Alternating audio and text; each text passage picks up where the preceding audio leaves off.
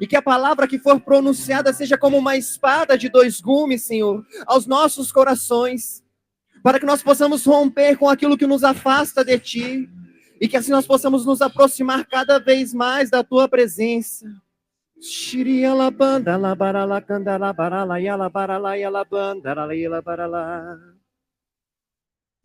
Consagrando Ele a bem-aventurada Virgem Maria.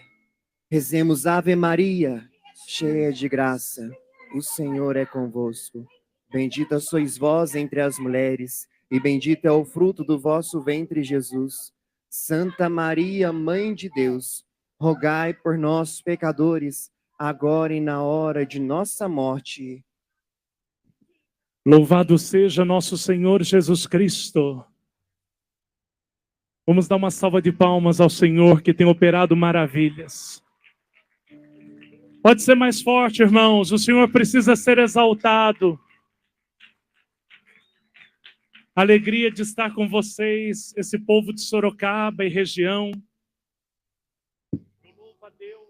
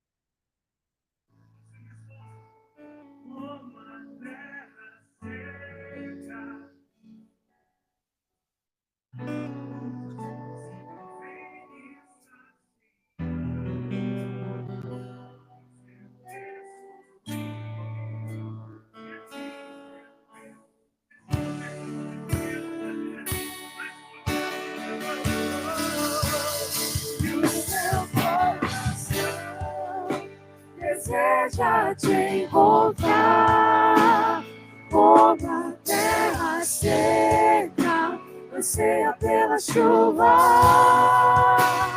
vem me saciar, pois eu descobri que aqui é o meu lugar.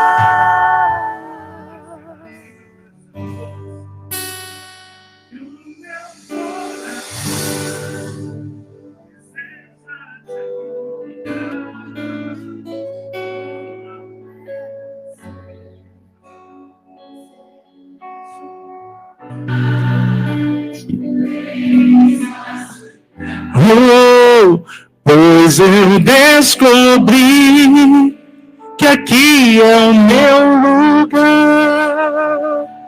Vai sentando e cantando, e o meu coração? E o meu coração deseja te encontrar, como a terra seca anseia pela chuva. Vem me saciar, pois eu descobri que aqui é o meu lugar.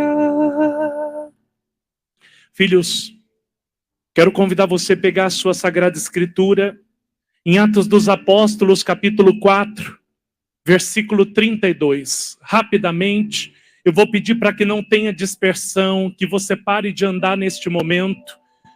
Eu não vim aqui para cantar, eu não sou um artista, eu sou um padre. Eu vim aqui para trazer a palavra de Deus e eu creio na palavra poderosa do Senhor aqui neste lugar. Eu creio que pela palavra de Deus muitos serão curados nessa tarde. Se você crê, pode dar uma salva de palmas bem forte a Jesus.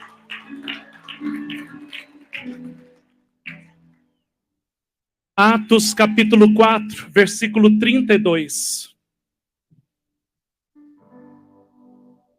Vai dizer: a multidão dos fiéis era um só coração e uma só alma.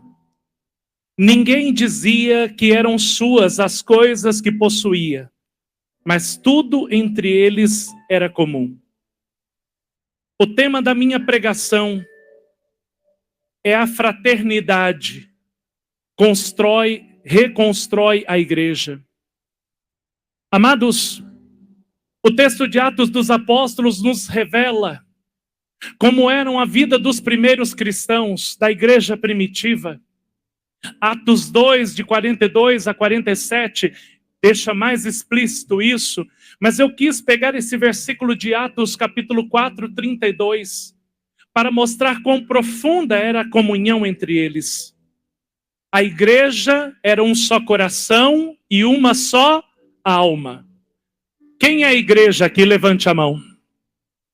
Acho que tem gente que não é. Jesus amado, precisa batizar? Hein? Quem é a igreja? Diga bem forte, eu. Pois se você é a igreja, é preciso que você e o irmão que está do teu lado, e os membros do teu grupo de oração, e os membros da tua paróquia, sejam um só coração e uma só alma. Esse era o desejo de nosso Senhor Jesus Cristo, que a sua igreja, a igreja fundada por Ele, amada por Ele, que fosse um só coração, que a igreja fosse unida. Vejam, irmãos, o que tem acontecido hoje é que nós estamos vivendo uma batalha interna dentro da nossa própria igreja. Isso é, desculpem falar, mas satânico. A igreja é o corpo místico de Cristo. Nós não temos o direito, nenhum cristão tem o direito de dividir a igreja do Senhor. Isso não pode acontecer. E aí hoje a gente está cheio de teólogos de internet, e um fala uma coisa para cá, outro fala uma coisa para lá, um quer ensinar de um jeito, outro quer ensinar do jeito, e onde está sendo a ferida? As pessoas cheias do seu próprio ego não olham para aquilo que está acontecendo na noiva, naquilo que está acontecendo com a igreja de nosso Senhor Jesus Cristo. O que tem acontecido hoje é satânico e nós não podemos partilhar disso. É preciso renunciar a todo espírito de divisão dentro da igreja. Quem concorda com isso, dá uma salva de palmas a nosso Senhor Jesus Cristo, o centro da igreja.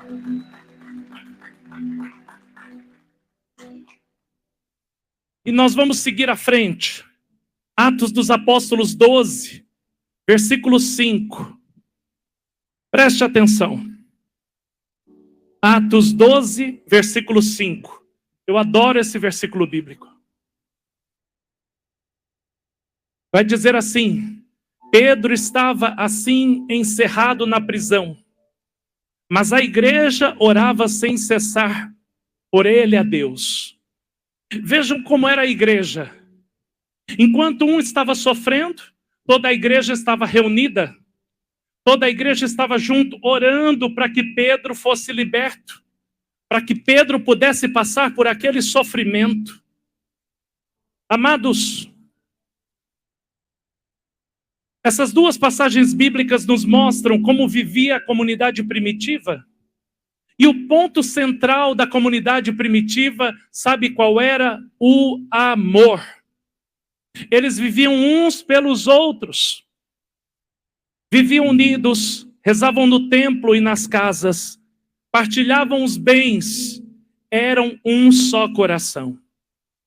A comunidade cristã, embora fosse bastante perseguida, desde o início crescia com muita rapidez, a ponto de chamar a atenção daqueles que eram os governantes, aqueles que tinham o poder religioso naquele momento. Tertuliano, um teólogo do século II, ele chama a atenção quando ele diz assim: a igreja crescia e as pessoas olhavam para os cristãos e diziam: vede como eles se amam. A minha pergunta hoje é: será que nós podemos dizer isso da nossa paróquia?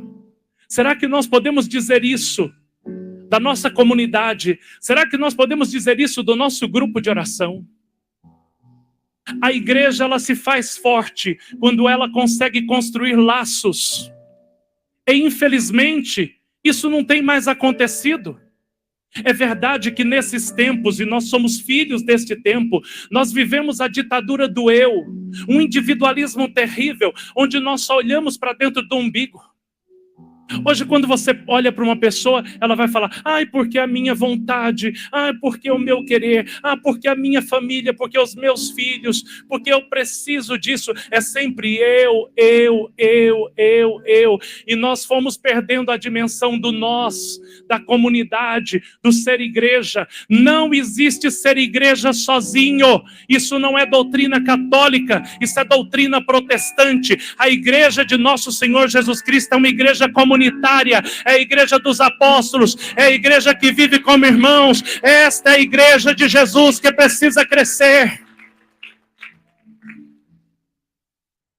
Hoje eu percebo, se nós estamos em alguns momentos escorregando, se nossos grupos não crescem mais, é porque nós fomos perdendo a dimensão da vida comunitária. Irmãos, eu fui coordenador de grupo de oração. Eu me converti em 1996. Eu participei de tantos cenáculos. Participei dos belos cenáculos de São Paulo, com tia Laura, com padre Jonas, padre Eduardo. Padre Alberto Gambarini praticamente é um pai meu espiritual. Mas hoje é o primeiro cenáculo da minha vida onde eu estou pregando. Eu quero agradecer essa oportunidade de estar aqui.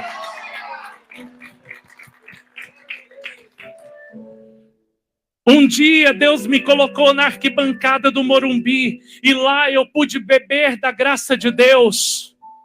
Lá eu fui tocado pelo Espírito Santo.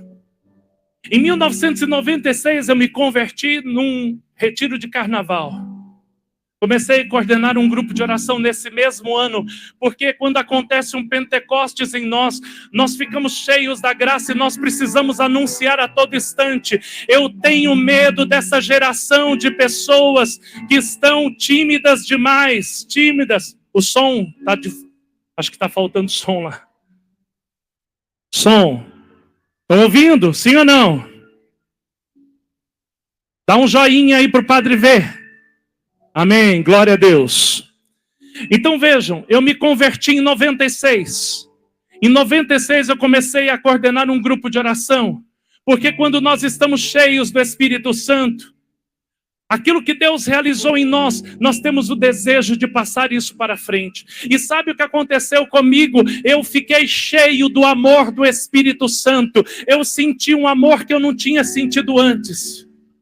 Mas em 96 eu fui acolhido por um grupo de oração. Eu fui acolhido pela renovação carismática. E eu digo sempre, eu sou um padre, graças à renovação carismática católica.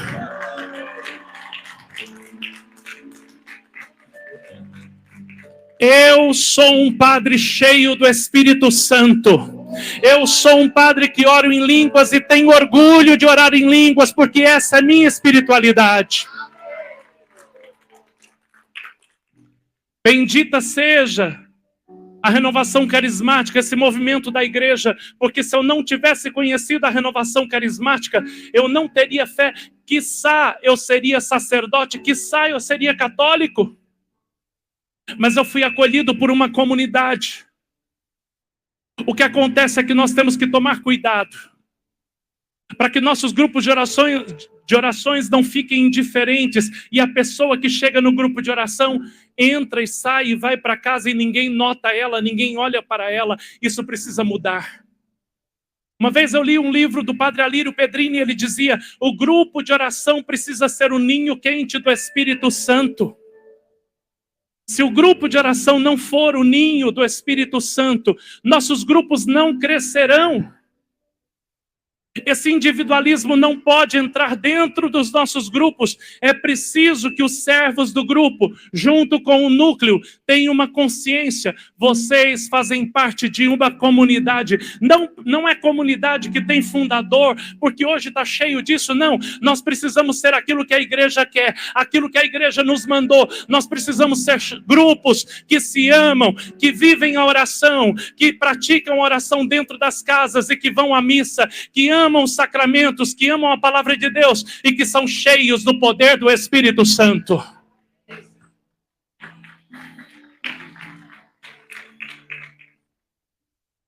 Agora eu pergunto, será que no teu grupo de oração, quando alguém chega ou na tua paróquia, você tem olhos para aquele que está chegando? O que acontece é que quando nós não temos laço, nós não voltamos mais, sobretudo os jovens. Jovem precisa ter grupo, jovem precisa ter aquela quantidade de pessoas que anda junto, e quando não tem quem se preocupa, não volta mais. Eu quero convidar você hoje a pensar nisso. Nossos grupos precisam ser grupos onde nós nos importamos com as pessoas. Eu fui percebendo que nós fomos esfriando, já não temos mais um que cuida do outro, e o que vai tornar uma comunidade forte é a vida entre os irmãos. Agora, também temos que tomar cuidado com o joio do orgulho que Satanás muitas vezes lança dentro da igreja.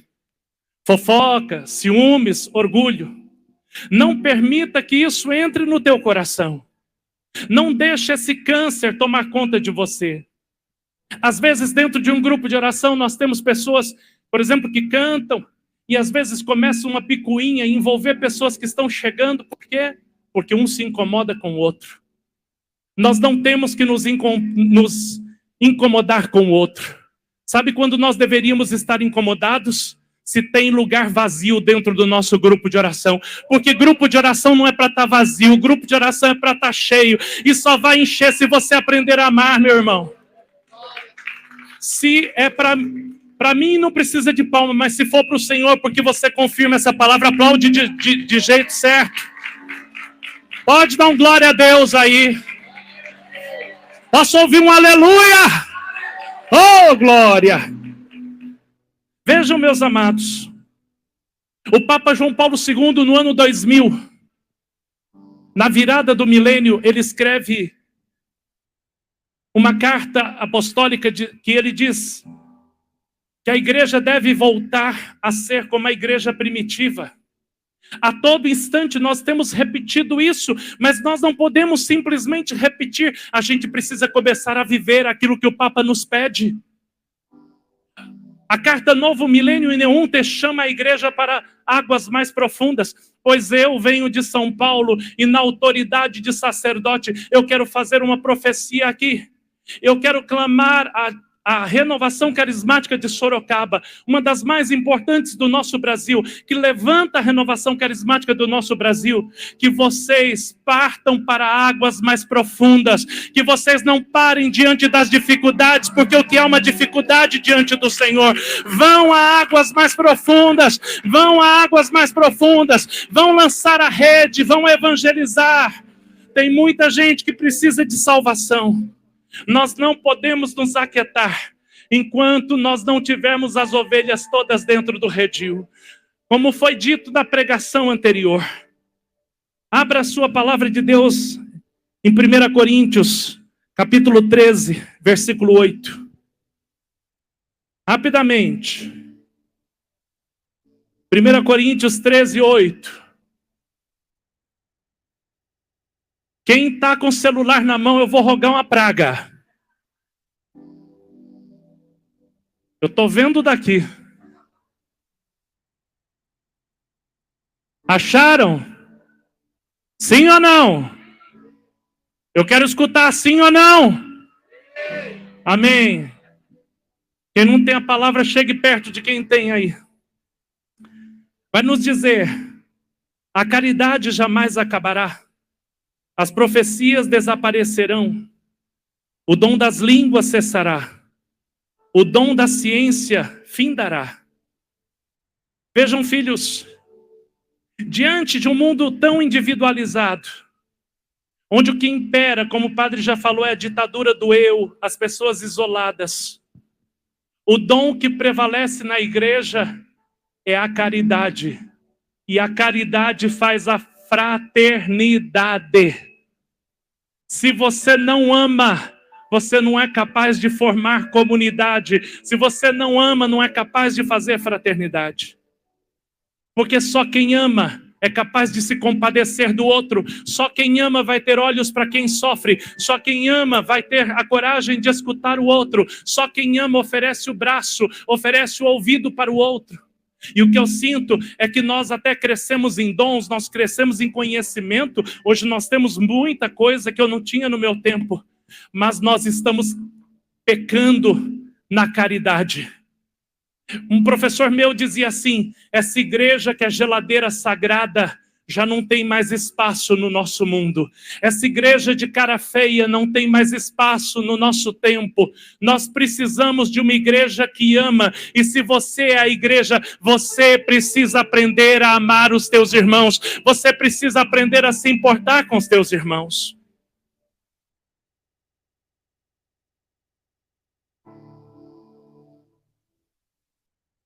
Vejam, se nós queremos uma igreja restaurada, reconstruída, devemos olhar para aquilo que é essencial na igreja, o amor. Pelo amor que é Cristo Jesus, a igreja foi fundada. Olha só, olha o que o padre está dizendo, a igreja foi fundada pelo amor. Se a igreja é o corpo de Cristo, a igreja tem que ser o amor, tem que ser a caridade. Então preste atenção. Pelo amor de Deus, a igreja recebeu a força do Espírito Santo. Portanto, agora é um momento que no mundo a igreja precisa ser amor. Um dos primeiros sinais do batismo no Espírito Santo é o desejo de querer partilhar a graça que Deus tem realizado em nós. O desejo de orar uns pelos outros, de ajudar os outros, de cuidar dos outros. E isso faz a igreja crescer. Não deixe esmorecer esse desejo que Deus coloca no teu coração. Amém? Quem é que tem desejo de amar? Quem é que se importa com o outro? Levante a mão aqui. Agora, levanta a outra mão. Bem alto, bem alto. Agora dá uma salva de palmas bem bonita para Jesus, que é o amor. E que coloca amor no nosso coração. Agora, vejam as palavras de Santa Teresinha, quando dizia, no coração da igreja eu serei o amor. Vejam, filhos, os laços fraternos fazem com que as pessoas se sintam em casa. Faz com que a igreja seja uma família, e isso torna a igreja forte. Então eu quero te convidar hoje a você prestar mais atenção aos teus irmãos, a escutar mais, a partilhar mais. E uma coisa que me incomoda muito, na área de cura e libertação, Jesus, eu tenho até medo de falar aqui, né? Porque Reinaldo é daqui, não é? Ai, meu Deus, vai um pobre padre. Na área de cura e libertação, cada um começa a dar uma regra. É impressionante.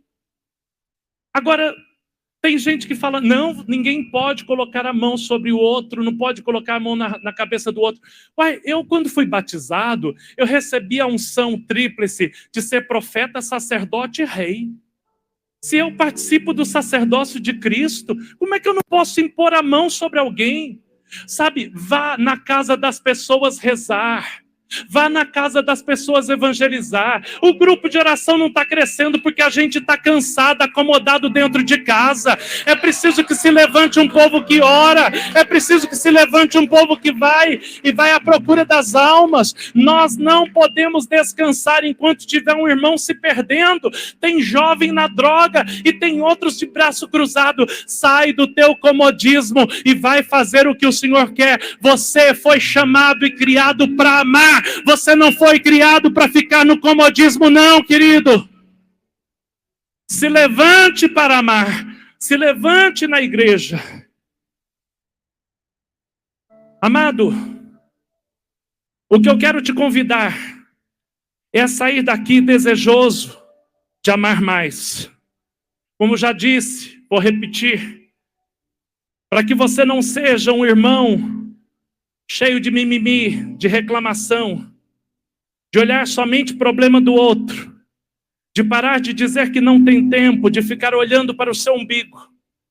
Quero te convidar a imitar o teu mestre Jesus. Um dos livros mais divulgados é a imitação de Cristo. Mas eu me pergunto, como é que eu posso imitar a Cristo se muitas vezes eu fico indiferente ao meu irmão que ainda não está evangelizado? Deixa eu te falar, filho. Deus me levantou para trabalhar com jovens desde o início da minha conversão. Eu olho para o mundo, eu vejo o que aconteceu nessas Olimpíadas da França e eu me pergunto, o que eu estou fazendo? Quanto eu fiz? Eu vou dizer para os mais velhos da renovação carismática aqui. Às vezes, Satanás pode colocar na cabeça de vocês que vocês já fizeram muito. E que está na hora de parar porque vocês estão cansados. A hora de parar é quando nós chegarmos no céu. Porque quando nós estivermos aqui nesta terra, nós precisamos lutar com temor e tremor para a salvação das almas. Olhe para quem está do teu lado, diga aí, irmão, não fique parado. Olhe para quem está do seu lado, menino de cinza aí, não olha para ninguém não? Vamos? Diga para esse irmão, não fique parado, sai do teu comodismo. Você é cheio do Espírito Santo. E quem é cheio do Espírito Santo precisa promover o Pentecostes no meio do mundo. Se levantem aqueles que querem um Pentecostes acontecendo no Brasil, em Sorocaba, em São Paulo. Vai ficando de pé aquele que quer uma igreja nova. Vai ficando de pé aquele que quer uma igreja cheia de unção. Vai ficando de pé aqueles que são soldados do Senhor. O Senhor te chama hoje para algo diferente. O Senhor te chama hoje para te encher do Espírito Santo, mas para que você saia daqui sabendo de uma coisa, você tem uma missão: evangelizar, cuidar e amar os teus irmãos. Amém? Eu finalizo com São João capítulo 17, onde nosso Senhor vai dizer: porque o meu desejo é que todos sejam um. O desejo do Senhor é uma igreja comunitária, uma igreja que ame e uma igreja que tem o desejo de ir à procura do outro. Amém?